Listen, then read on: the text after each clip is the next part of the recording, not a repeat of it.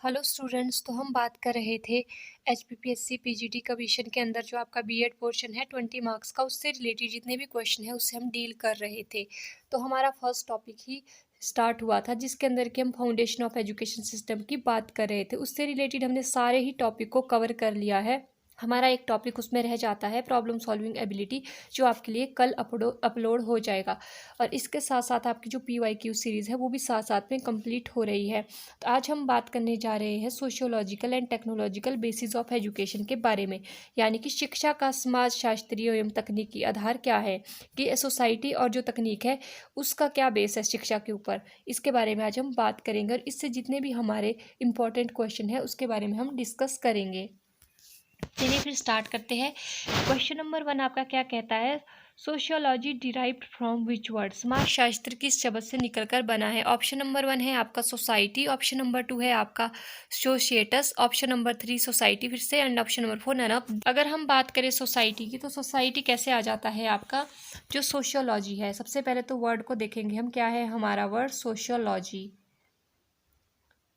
Sociology तो ये दो वर्ड से बना है। एक आ जाता है हमारा सोशिएटस, दूसरा है हमारा लोगस। लोगस अगर हम सोशिएटस की बात करें तो ये एक लैटिन वर्ड है। अगर हम लोगस की बात करें तो ये क्या है हमारा ग्रीक वर्ड है। और इसके साथ साथ ही अगर हम इसकी पूरी बात करें तो सोशियोलॉजी का मतलब होता है the science of social phenomena, जिसके अंदर हम क्या पढ़ते हैं सोशियोलॉजी या सोसाइटी के बारे में पढ़ते हैं। एक तरह का सोशियोलॉजी में हम क्या कह सकते हैं कि एक तरह की साइंटिफिक स्टडी होती है जहाँ पर हम ह्यूमन सोसाइटी के बारे में पढ़ते हैं, तो वो हो जाता है हमारा सोशियोलॉजी, और जो डिराइव हुआ है हमारे सोशिएटस से। तो आपका राइट आंसर इसका सोशिएटस आ जाएगा। क्वेश्चन नंबर 2 आपका क्या कहता है? Who coined the word sociology? अब जो समाजशास्त्र शब्द है वो किसके द्वारा दिया गया है या किसने इसको फाउंड किया था? ऑप्शन नंबर 1 है आपका ऑगस्ट कॉमेट, ऑप्शन नंबर 2 है हर्बर्ट स्पेंसर, ऑप्शन नंबर 3 है रोडोल्फ जेम्स, ऑप्शन नंबर 4 है एडवर्ड टॉलमैन। तो इसका जो राइट आंसर है वो है आपका ऑप्शन नंबर 1 ऑगस्ट कॉमेट। तो जो ऑगस्ट कॉमेट है वो एक तरह के एक फ्रांस के या फ्रेंच मैथमेटिशियंस एंड फिलोसफर थे, जिन्होंने कि 1837 में वर्ड सोशियोलॉजी का यूज़ किया था। तो इन्होंने एक डेफिनेशन भी दी थी। इनके अकॉर्डिंग सोशियोलॉजी क्या था? इनका मानना था कि sociology is the science of society. तो ये किसने कहा था? ये कहा था कॉमेट ने। सेकंड अगर हम बात करें हर्बर्ट स्पेंसर की, तो हर्बर्ट स्पेंसर एक इंग्लिश फिलोसफर थे जो कि कॉमेट को ही फॉलो करते थे, और इन्होंने एक बुक लिखी थी, और उस बुक का क्या नाम था? इनकी बुक का नाम था प्रिंसिपल्स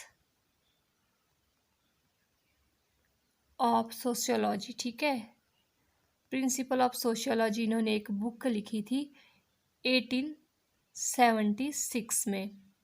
तो इनके अकॉर्डिंग क्या है सोसाइटी के अंदर इन्होंने क्या कहा था कि जो ह्यूमन इंडिविजुअल है वो एक सेल की तरह है, यानी कि कोशिका की तरह है, और जो सोसाइटी है वो पूरे ऑर्गेनिज्म की तरह है, यानी कि प्राणी की तरह है।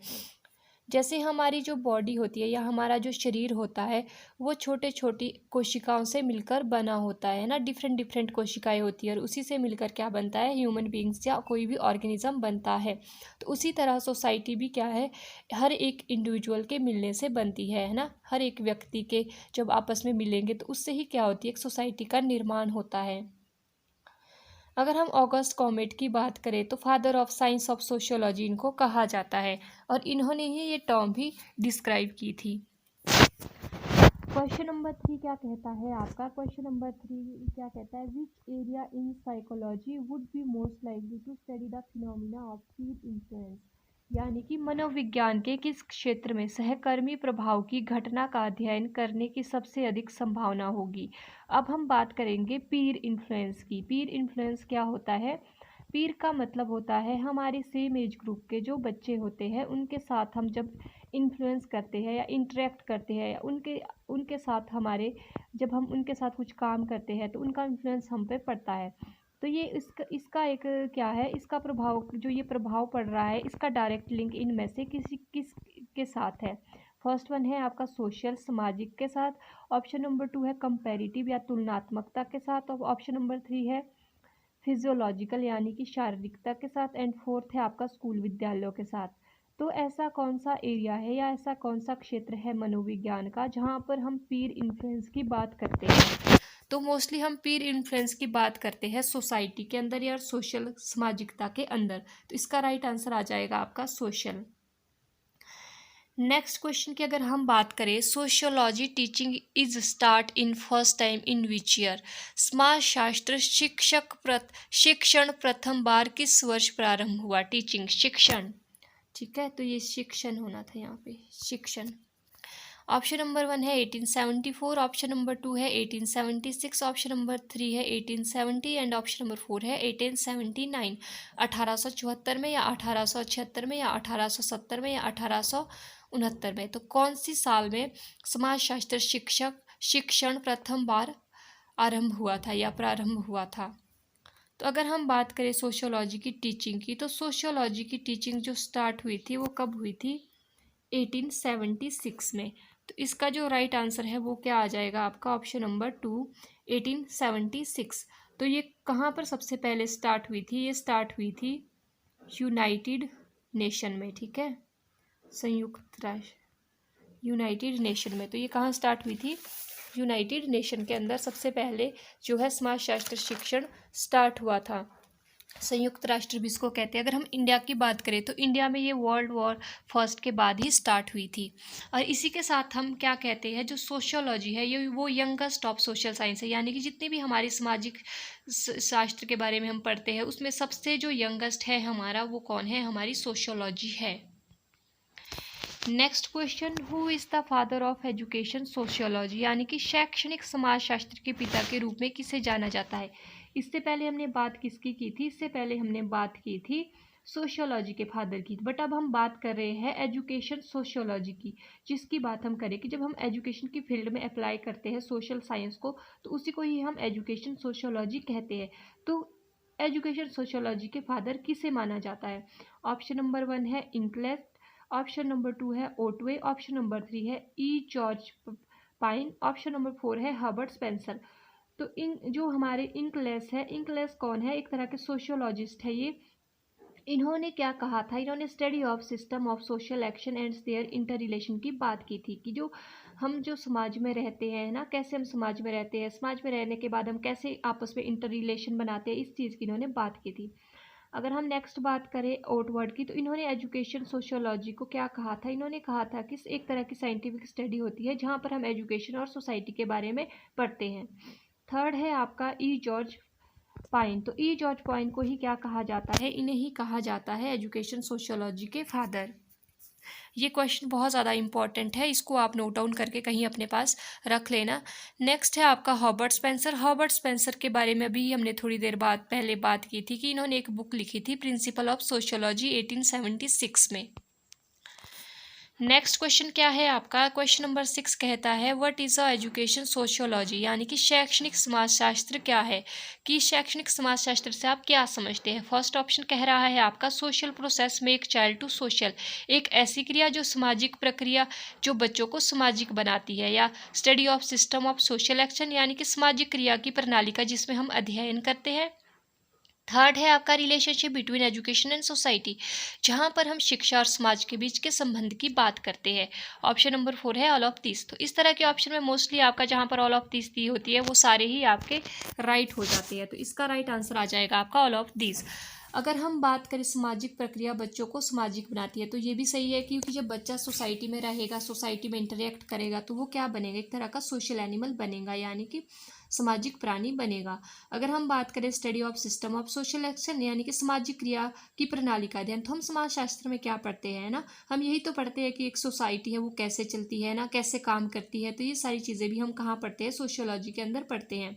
फिर है relationship between education and society, और क्या कर सकते हैं ना एजुकेशन सोशियोलॉजी के अंदर हम क्या कर सकते हैं, और ये भी देख सकते हैं ना कि एजुकेशन और सोसाइटी को हम कैसे, इनके बीच का हम जो इंटर रिलेशन है उसको बना सकते हैं। तो ये भी क्या हो जाएगा आपका एजुकेशन सोशियोलॉजी के अंदर आ जाएगा। नेक्स्ट क्वेश्चन क्या है आपका, according to John डीवे school is a dash institution and education is a dash process. John Dewey के अनुसार स्कूल एक डैश संस्था है और शिक्षा एक डैश प्रक्रिया है। ये भी बहुत ज़्यादा मोस्ट इम्पॉर्टेंट क्वेश्चन है आपका, डायरेक्ट यहाँ से ये स्टेटमेंट पूछ ली जाती है। तो इनके अकॉर्डिंग क्या है, फर्स्ट वन है सोशल लर्निंग यानी कि सामाजिक या सीखना है। सेकंड है सोशल सोशल सामाजिक ही दोनों क्रियाएं हैं। ऑप्शन नंबर 3 है आपका लर्निंग सोशल यानी कि सीखना और सामाजिक है। ऑप्शन नंबर 4 है नन ऑफ दीज। अगर हम बात करें इसके, इसमें हम फिल भी कर सकते हैं ना, जैसे according to John डीवे school is a, पहला देखते हैं चलो सोशल इंस्टीट्यूशन, हाँ ठीक है।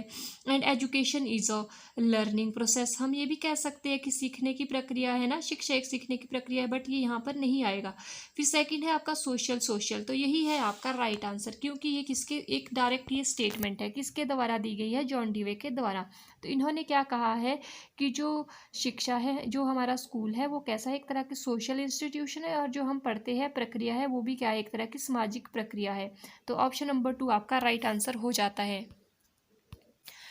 नेक्स्ट क्वेश्चन आपका क्या कहता है, who give the concept of concrete abstract and social intelligence, यानी कि किसके द्वारा प्रतिपादित किया गया है ठोस अमूर्त और सामाजिक बुद्धि की अवधारणा को, है ना।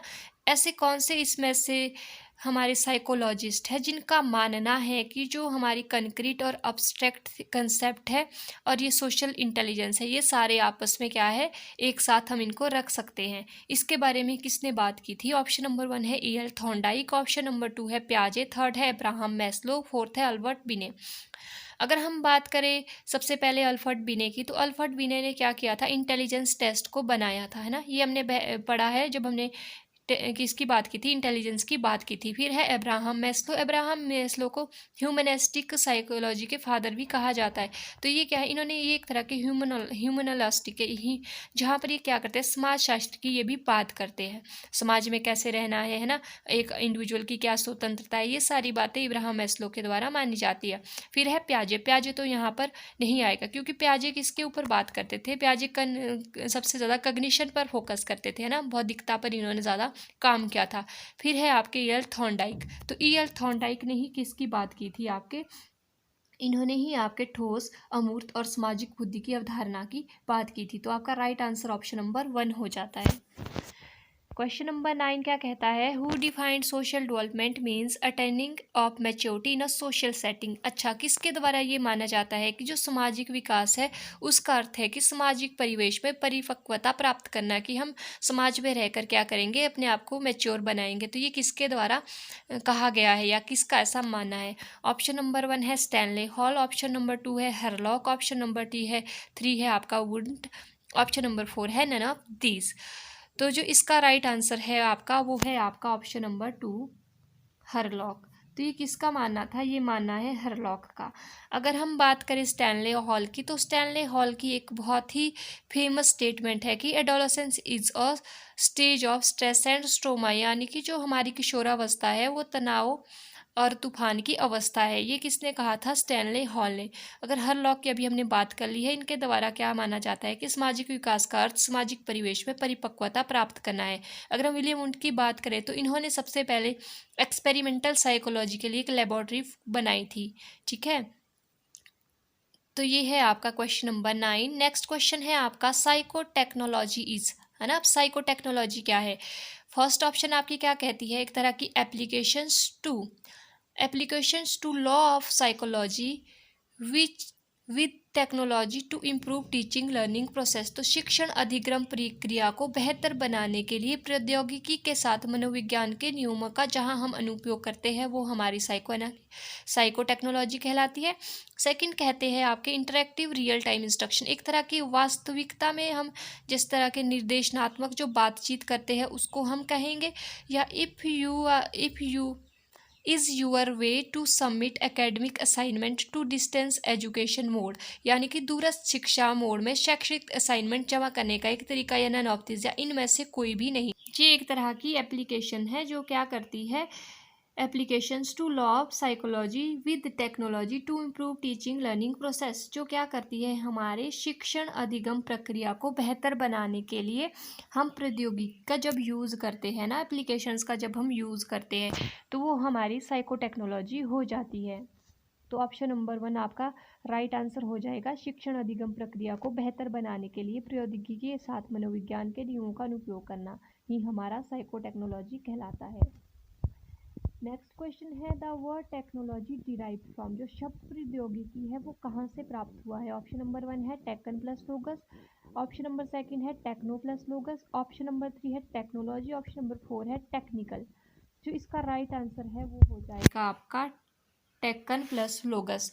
तो ये क्या है, एक तरह ये कौन सा वर्ड है हमारा, ये हमारा है ग्रीक वर्ड, ठीक है, ग्रीक वर्ड है। और इसके साथ साथ अगर हम बात करें टेक्नोलॉजी की, तो टेक्नोलॉजी के जो फादर है वो कौन है, टेक्नोलॉजी के फादर किसे माना जाता है, तो थॉमस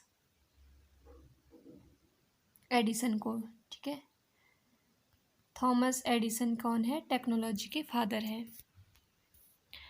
नेक्स्ट क्वेश्चन क्या है आपका, question number 13, who said man is a social animal. तो ये किसने कहा था कि जो मनुष्य है वो एक सामाजिक प्राणी है। ऑप्शन नंबर 1 है एरिस्टोटल, ऑप्शन नंबर 2 है कॉमेट, ऑप्शन नंबर 3 है प्लेटो, ऑप्शन नंबर 4 है सुकरात। तो ऑप्शन नंबर 1 आपका हो जाएगा राइट आंसर एरिस्टोटल। तो एरिस्टोटल का क्या मानना है कि जो मनुष्य है वो एक सामाजिक प्राणी है।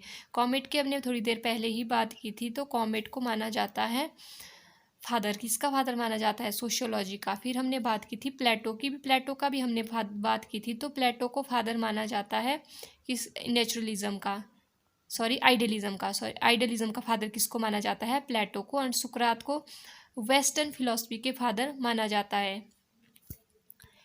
नेक्स्ट अगर हम बात करें, नेक्स्ट क्वेश्चन क्या कहता है, which of following provide interactive education using DVB RCS technology. तो निम्नलिखित में से कौन DV और RCS प्रौद्योगिकी का उपयोग करके इंटरैक्टिव शिक्षा प्रदान करता है। ऑप्शन नंबर 1 है ज्ञान दर्शन 1, ऑप्शन नंबर 2 है ज्ञान दर्शन 2, ऑप्शन नंबर 3 है विक्टर्स एंड ऑप्शन नंबर 4 है दूरदर्शन। तो इसका राइट आंसर हो जाएगा आपका ऑप्शन नंबर 2, ज्ञान दर्शन 2। अगर हम इसकी बात करें तो एक तरह की डिजिटल वीडियो ब्रॉडकास्टिंग होती है ना, एक तरह का एजुकेशनल चैनल है जो किसके द्वारा चलाया गया था, दूरदर्शन केंद्र के द्वारा चलाया गया था। और ministry of human resource development information द्वारा इसको ब्रॉडकास्ट किया जाता है। और प्रसार भारत भी इसमें अपना काम करता है, और इग्नू, इन सब ने मिलकर इसको कब एस्टेब्लिश किया था, तो इसको एस्टेब्लिश किया था 26 जनवरी 2002 में इसको लॉन्च किया गया था, जिसके बेसिस पर क्या करते थे, एक तरह की डिजिटल वीडियो ब्रॉडकास्टिंग ये होती है, एजुकेशनल, एक तरह की ये एजुकेशनल चैनल है ना, दूरदर्शन से इसको चलाया जाता है सैटेलाइट्स के द्वारा। क्वेश्चन क्या कहता है आपका, क्वेश्चन नंबर 15 है education TV was first introduce in India in which year. तो एजुकेशन TV पहली बार भारत में किस वर्ष पेश किया गया था। ऑप्शन नंबर 1 है 1959, ऑप्शन नंबर 2 है 1961, ऑप्शन नंबर 3 है 1960, ऑप्शन नंबर 4 है 1958। तो इसका राइट आंसर आपका हो जाएगा ऑप्शन नंबर 1। ऑप्शन नंबर 1 क्या है आपका 1959। तो अगर हम एजुकेशन TV की बात करें तो ये 15 सितंबर 1959 में न्यू दिल्ली के अंदर सबसे पहले क्या किया गया था, इसको चलाया गया था, ठीक है। अगर हम बात करें सबसे पहले, इससे पहले अदर वर्ल्ड की, पूरे संसार की, पूरे विश्व की, तो यूनाइटेड नेशन, सबसे पहले यूरोपियन संघ की जो बहुत सारी कंट्रीज़ थी वहाँ पर इस तरह के TV को इंट्रोड्यूस करवाया गया था। तो इसमें यूनेस्को और एक जो फ्रंट फाउंडेशन थी उनके द्वारा इसको सबसे पहले एस्टेब्लिश किया गया था। नेक्स्ट अगर हम बात करें, नेक्स्ट क्वेश्चन क्या कहता है हमारा, eclectic theory of learning is given by, यानी कि सीखने का उदार सिद्धांत किसने दिया। ऑप्शन नंबर 1 है बेंड्यूरा की सोशल लर्निंग थ्योरी ने, सेकंड है गैनेस की थ्योरी ऑफ लर्निंग ने, नेक्स्ट है स्किनर की ऑपरेंट कंडीशनिंग थ्योरी में, फोर्थ है पियाजेट की। अब हम सीखने की उदार सिद्धांत की अगर बात करें तो पियाजे तो इसमें नहीं आएगा, क्यों, क्योंकि पियाजे ने तो सबसे पहले संज्ञानात्मक और कॉग्निटिव के ऊपर बात की थी। फिर बात आती है स्किनर की, तो स्किनर ने भी ऑपरेटिव कंडीशनिंग थ्योरी की बात की थी। फिर गैने की थ्योरी ऑफ लर्निंग, इन्होंने 8 स्टेज ऑफ लर्निंग दी थी, तो ये भी नहीं आएगा। तो आपका बच जाता है ऑप्शन नंबर 1 बेंड्यूरा की सोशल लर्निंग थ्योरी। तो इन्होंने एक तरह के चाइल्ड की इन्होंने बात की थी कि जो चाइल्ड है वो इमिटेट या ऑब्जर्वेशन लर्निंग पर फोकस करता है, और इसके साथ 4 स्टेज में बच्चा सीखता है, attention, retention, reproduction and motivation. देखो क्या क्या बोला इन्होंने, पहले इन्होंने बात की कि बच्चा क्या करेगा, इमिटेट करने के लिए क्या करेगा, वो अटेंशन देगा, है ना, अटेंड करेगा, देखेगा, फिर उसको वो क्या करेगा, रिटेन करेगा, फिर उसको, है ना, फिर उसके बाद रिप्रोड्यूस यानी कि दोबारा से खुद उस चीज़ को करने की कोशिश करेगा, रिप्रोड्यूस करेगा। एंड लास्ट में वो क्या करेगा, लास्ट में उसको क्या मिल जाएगी, मोटिवेशन मिल जाएगी उस चीज़ को करने के लिए ना, मोटिवेशंस। तो ये किसने कहा था, बेंड्यूरा। एंड क्वेश्चन नंबर 17 है व्हाट इज एडुसेट। एडुसेट क्या है, सबसे फर्स्ट ऑप्शन क्या कह रही है आपकी, rocket that carry man made satellites to be placed in orbit around the sun, यानी कि एक रॉकेट है जो मानव निर्मित है और ये क्या करता है, उपग्रह को सूर्य के चारों ओर कक्षा में स्थापित करने के लिए ले जाता है। सेकंड है और न्यूली डिस्कवर्ड प्लेनेट, या कोई नया खोजा हुआ प्लेनेट है या ग्रह है। थर्ड है और मैन मेड इंडियन सैटेलाइट, या मानव निर्मित भारतीय उपग्रह है, या नन ऑफ दीज। तो इसका जो राइट आंसर है वो हो जाएगा आपका option number 3, a man made satellite. अगर हम एडुसेट की बात करें तो एडुसेट क्या है, एडुसेट के अंदर, एडुसेट को इसरो ने बनाया है ना। इसरो क्या है, इंडियन स्पेस रिसर्च ऑर्गेनाइजेशन। ये क्यों बनाया गया था, ये बनाया गया था एजुकेशन प्रोग्राम्स के लिए, ताकि जो एजुकेशन है उसको अच्छे से कनेक्ट किया जाए कॉलेजेस में हाई लेवल्स पे। और इसको लॉन्च किया गया था GSLV के द्वारा, किसके द्वारा, GSLV। इसको लॉन्च किया गया था 20/9/2004 में, ठीक है। Satish Dhawan space centre research जो श्रीहरिकोटा में है, वहाँ से इसको क्या किया गया था, लॉन्च किया गया था। इसके लॉन्च करने का मुख्य कारण क्या था, जो हमारे रिमोट एंड रूरल एरिया है वहाँ पर क्या करना था, डायरेक्ट जो है एजुकेशन कनेक्शन प्रोवाइड करने थे बच्चों को सैटेलाइट्स के द्वारा, ताकि जो बच्चों की लर्निंग है वो बहुत ज़्यादा अच्छी चल सके। और अगर हम इसकी बात करें करंटली, तो ये 25 स्टेट में कवर कर दिए गए। इसके अंदर 25 स्टेट ऐसे हैं जहाँ पर एडुसेट को अच्छे से यूज़ किया जाता है। तो आई होप आपको यहाँ तक इसके पूरे कंसेप्ट समझ आ गए होंगे और आपके सारे ही क्वेश्चन जो है वो क्लियर हो गए होंगे इस टॉपिक से रिलेटेड, जितनी भी क्वेरीज आपकी होगी। तो मिलते हैं जल्द ही नेक्स्ट वीडियो में नेक्स्ट टॉपिक के साथ। तब तक के लिए bye bye and thank you for watching.